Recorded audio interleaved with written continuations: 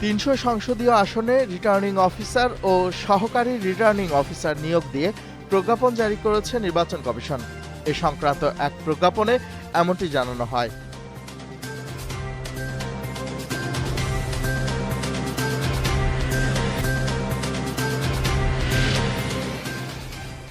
রাজধানীর ডেমরায় উত্তর সিটি কর্পোরেশনের ময়লার গাড়ির ধাক্কায় মোটরসাইকেল আরোহী ২ বিশ্ববিদ্যালয়ের শিক্ষার্থী নিহত হয়েছেন। নিহতরা হলেন ইরাম রেদওয়ান ও অপু আহমেদ।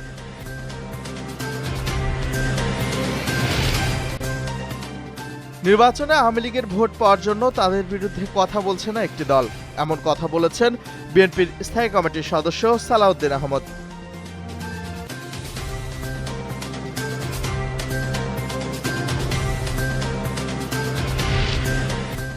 জাতীয় নির্বাচনকে সামনে রেখে আজ থেকে কাজ শুরু করেছে নির্বাহী ম্যাজিস্ট্রেটরা।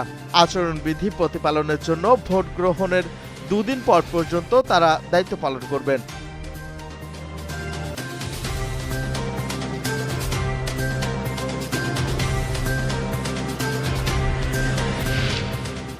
মাত্র ৪ দিনের ব্যবধানে ৬.৭ মাত্রার বড় ভূমিকম্প হয়েছে জাপানের উত্তর পূর্বাঞ্চলে। সুনামি সতর্কতা জারি করেছে জাপানের আবহাওয়া দপ্তর।